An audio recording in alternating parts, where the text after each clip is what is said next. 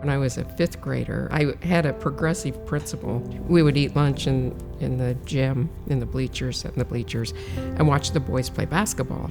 So I went to him and said, why can't girls play basketball during lunch hour? And he said, well, you can. So I organized players and we got to play basketball during lunch. I thought, this is great.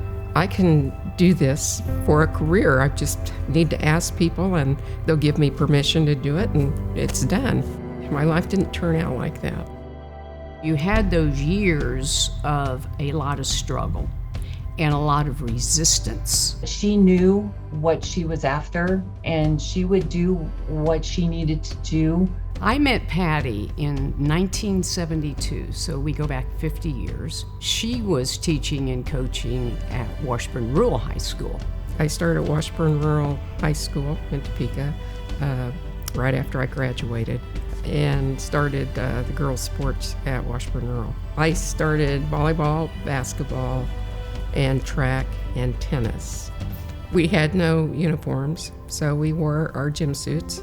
And in basketball, for numbers, I used bookbinding tape. She had to take bookbinding tape, make the numbers, stick them on the uniforms. She had to wash the uniforms for all the girls. I had to pretty much do everything. Equal pay. You know, it took her 15 years for equal pay.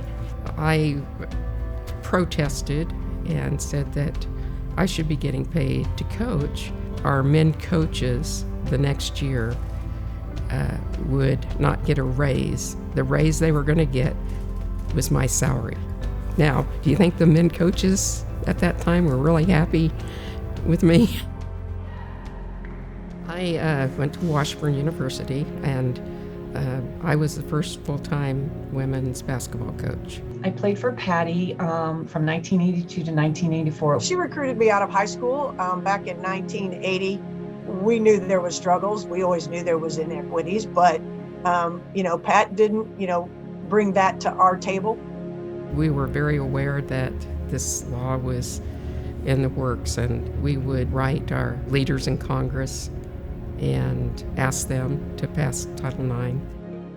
My senior year, we're at Pittsburgh State. If we win this game, it puts us up one game in the conference to win the first ever conference championship.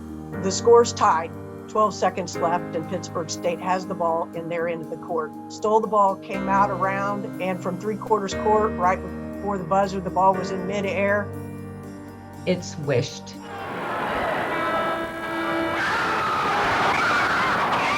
We look over trying to find Pat, and she is on the floor. I think she was just in shock and thought, oh my gosh, Lord, how did we pull that one out? And it was a miracle. She made me a better player, a better person, and wanting to do more for my community. From 1971, when she began, to when she retired, what she accomplished. Wow. I'm really proud that my parents raised me the way they did. If I made them proud, then that's what I'm proud of.